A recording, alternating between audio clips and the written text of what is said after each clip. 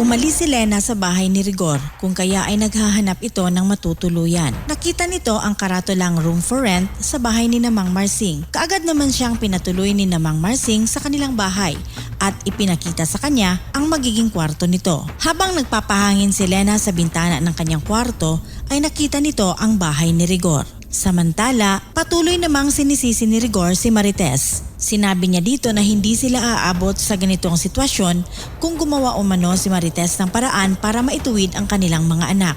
Hindi lang umano ito nagkulang sa pagpapalaki sa kanilang mga anak, kundi isa rin siyang pabayang ina sa kanyang mga anak.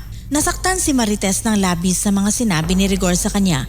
Kaya sa isip nito ay hindi na niya kayang ipaglaban ang kanyang pamilya. Dahil dito ay hindi napigilan ni Marites ang kanyang pag-iyak. Sa kabilang banda naman ay pinuntahan ni Tanggol ang drug laboratory ni Don Facundo. Sa pagpasok ni Divina, sinabi niya kay Tanggol na matalino umano si Don Facundo dahil naisipan nitong magtayo ng laboratory sa gitna ng gubat. Habang naghihintay sa labasin ng Primo at Amanda, sinabi ni Ben sa kanila na talagang makikihati si Divina sa kanila at 50% sa kikitain nilang lahat ang napagdesisyonan nito dahil siya naman umano ang maglalabas ng pera. Pumalag si Amanda dahil sobrang laki raw ng 50% na hinihingi ni Divina kaya nagkaroon ng tensyon. Sila naman umano ang magtatrabaho nito. Baka raw tatraidorin pa sila ni Divina. Sabi ni Tanggol ay hindi naman magagawa ni Boss Divina ang magtraidor sa kanila dahil mabait naman daw ito sa kanila. Ngunit mainit pa rin ang ulo ni Amanda kay Divina. Sinabi ni Divina kay Amanda na kung may magtataksil sa kanilang grupo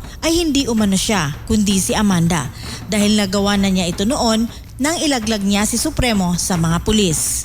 Hindi nagustuhan ni Amanda ang sinabi ni Divina at dito nagkaroon ng gulo, subalit sa kabila ng mga katotohanang nabanggit ay ipinagtatanggol pa rin ni Supremo si Amanda. Yan ang mga tagpo sa episode na ito. Tuluyan na kayang magkawatak-watak ang grupo ni Tanggol dahil hindi magkakasundo sina Divina at Amanda sa usapin sa pera? Ano naman kaya ang susunod na mangyayari kina Rigor, Marites at Lena? Para sa iba pang advanced episode ay i-click ang follow button at mag-subscribe sa ating channel.